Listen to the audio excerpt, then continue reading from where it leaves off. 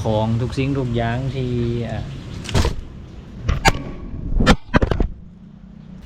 นี่พี่น้องคือแบบแตกหมดเลยนะคือเขาใส่โกโปรท้ายนะพี่น้องเนาะตั้งอยู่นี่แหละขาแล้วก็ตั้งอยู่นี่แล้วก็พอดีมันตกไปทั้งลมพ่นเนี่ยแตกมันนะจอหน้านี่ก็ดับเป็นที่พอยนะพี่น้องนะโอ้เสียดายเด้พี่น้องสบายดีและสวัสดีบรรดาพี่น้องมดสุภุสุคนอีกเติมเส้นเก่าเส้นเคยเนาะสบายดีย่ำแรงๆนะพี่น้องนะกะหลังจากเลิกเวียกเลิกงานมาเนาะกลับมาหอทองกะอยู่ไปอยู่มาพอดีคิดออกเรื่องหนึ่งเนาะก็เลยสิมาเล่าสู่บรรดาให้พี่น้องฟังว่าถ้าหักมือใดมือหนึ่งที่พวกเราจะต้องได้เดินทางกลับบ้านเนาะสิเอาเครื่องไม่ยังกลับเดะเนาะก็สิมาเล่าสู่บรรดาให้พี่น้องฟังในมื้อนี้เนาะคือดังที่ได้เล่าสู่บรรดาให้พี่น้องฟังในช่วงก่อนหน้านี้เนาะว่าอีกประมาณ8-9 เดือนเนาะพวกเราก็สิได้เดินทางกลับลาวเนาะแล้วการที่พวกเขาเข้ามาใช้ชีวิตอยู่ในฝั่งไทยเนี่ยนะคือพวกเขาก็เซาห้องอยู่นั่นแหละกันในห้องมันก็จะมีเครื่องหลายๆสิ่งหลายๆอย่างซ้ำกับเฮือนหลังหนึ่งนะทั้งหม้อแฮกแต่กระโปะทั้งตู้เย็นทั้งเครื่องใส่ของซอยมอล็อกตอกแตกหลายๆอันหลายๆแนวเนาะก็คือมีค่อนข้างจะหลายพอสมควรเนาะเราสิเอาไม่ยังกับเด้นะในเมื่อเครื่องมันมีหลายอย่างสินะก็เท่าที่โอ้ล้มกันนะกับเบาดำกับสาวนี้ก็โอ้ล้มกันคร่าวๆเนาะขันดาว่าฮอนมือที่ว่ากับบ้านแท้ๆกะเครื่องอันนี้สิเอากับเครื่องอันนี้สิเอากับนะซึ่งเครื่องที่ว่าพวกเขาสิเอากับเนาะลักๆเลยที่ว่าสิเอากับก็คือมีแต่เครื่องที่ว่าเป็นเครื่องนุ่งเนาะเครื่องนุ่งห่มติดตัวของพวกเขาเนาะก็คือสิเอากับแต่สำนักนะส่วนเครื่องอื่นๆเป็นตู้เย็นเป็นหม้อเป็นพัดลมเป็นเครื่องอื่นๆที่เขามีนะเป็นหม้อแห้งแตกกระโปะเป็นถ้วยเป็นจานเป็นคุเป็นหั่นเป็นนี่ก็คือพอเขาสิบ่เอากลับนะเป็นบอนนอนเครื่องนุ่งบางจำนวนนะก็ว่าสิบ่เอากลับแล้วนะก็คือสิเอากลับแต่ซ้ำใดซ้ำหนึ่งเนาะใจจริงก็คืออยากเอากลับให้มันมืดนั่นเนาะพี่น้องเนาะทุกสิ่งทุกอย่างที่ห้องเขามีคือแบบตู้เย็นพัดลมเฮาใส่เครื่องนะเป็นเครื่องยูของนอนเป็นถ้วยเป็นบวงเป็นหม้อเป็น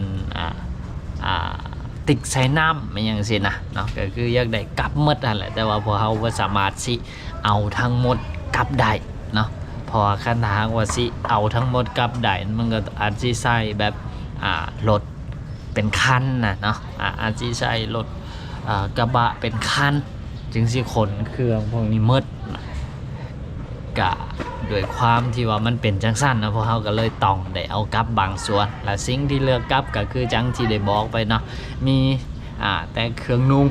เป็นเครื่องนุ่งติดตัวของพวกเขานะจะอาจสิประมาณใส่กระเป๋า74นะเนาะอาจสิประมาณ2 เป๋าเนาะใส่นะก็ประมาณ2 เป๋าก็ส่วนที่เหลือก็คิดว่าสิบ่เอากลับเลยนะก็อาจสิเอาให้บรรดาป่าลุงนะที่ว่าเพิ่นอยู่ไกลๆนี่บ่หรือว่า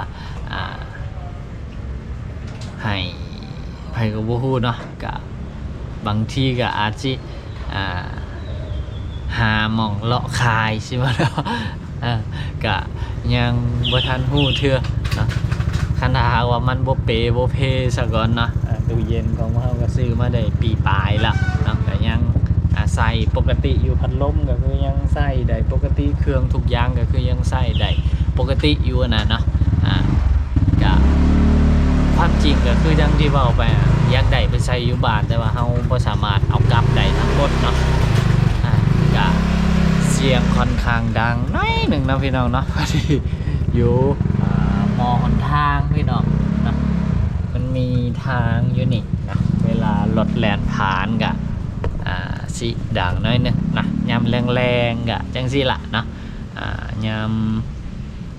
ผู้คนเลิกเวียกเลิกงานนะเพิ่นก็สิมาเที่ยวทางนี้กะเสียงค่อนข้างจะดังน้อยนึงเนาะกลับมาที่เรื่องของเฮาเนาะกะใจจริงก็คืออยากเอากลับทั้งหมดเนาะแต่เฮาเฮ็ดบ่ได้คือจังที่ว่าไปเพราะว่าของทุกสิ่งทุกอย่างที่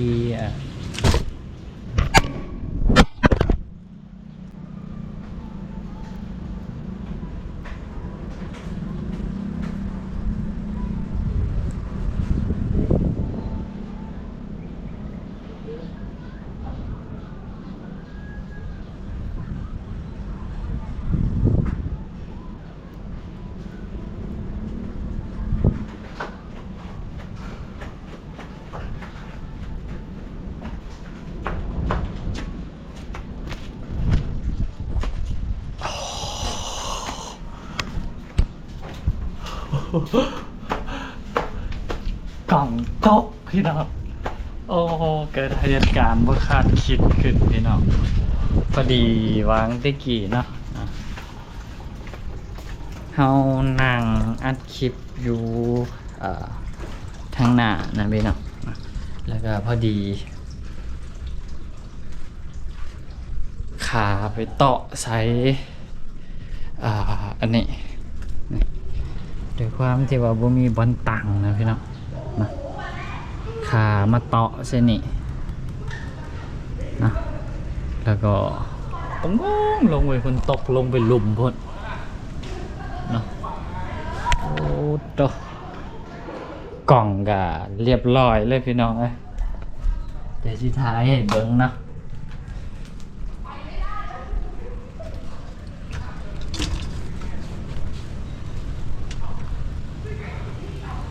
เดี๋ยวจะเอามือถือท้ายให้เบิ้งพี่น้อง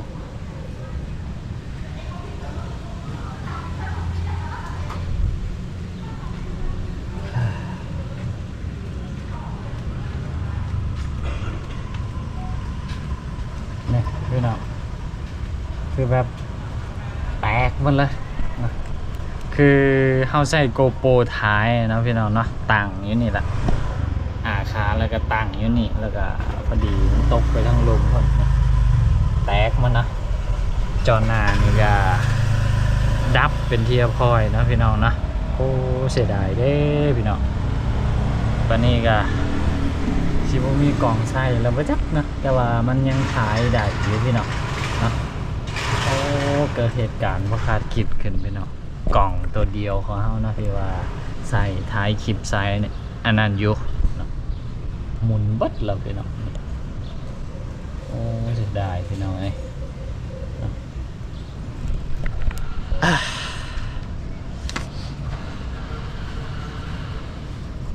กะประมาณนี้นะพี่น้องเนาะไอทียักษ์เราสู่บรรดาให้พี่น้องฟังก็ได้นะก็ของที่ว่าพอเฮาสิเอากลับเนาะกะเป็นเครื่องนุ่งนะหลักๆก็คือเป็นพวกเครื่องนุ่งเป็นพวกของใช้ติดตัวนะเป็นหลักที่ว่าคิดว่าสิเอากลับนะณตอนนี้ที่ว่าคิดออกนะแล้วก็สิมีเป็นเครื่องแบบเป็นของฝากของตอนนะเอาไปตอนนะลูกไปตอนพ่อตอนแม่เนาะตอนญาติพี่น้องอยู่ทางบ้านใช่นะเล็กๆน้อยๆเนาะก็แล้วก็อีกอย่างหนึ่งที่คิดว่าสำคัญแล้วก็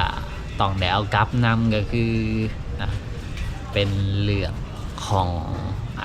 สิ่งของที่มันจับต้องบ่ได้นะเนาะเป็นบทเรียนชีวิตประสบการณ์ชีวิตแล้วก็ความทรงจำดีๆที่ว่าเราเคยพบเจอเนาะอยู่ทางฝั่งไทยว่าครั้งหนึ่งเราเคยเข้ามาเฮ็ดเวียกเฮ็ดงานอยู่ทางฝั่งไทยเคยมีอ้ายพี่หลายๆท่านเนาะดีกับเฮาหักแพงพอเฮา เนาะป้าลุงหลายๆทานเนาะให้การสนับสนุนพวกเฮาในหลายๆทางเนาะก็พวกเฮาก็สินำทุกสิ่งทุกอย่างแหละเนาะกลับไปในพร้อมกับพวกเฮาเนาะถ้าหากว่าฮอดมือที่ว่าสิต้องกลับนะแต่ว่าตอนนี้ก็คือยังบ่ทันได้ฮอดเพียงแต่อยากมามาล้มสู่บรรดาให้พี่น้องฟังซื่อๆเนาะว่าตามแผนของพวกเฮาก็คือถ้าหากฮอดมือสิกลับบ้านก็คือสิเอาเครื่องของประมาณนี้ล่ะกลับเนาะส่วนที่เหลือก็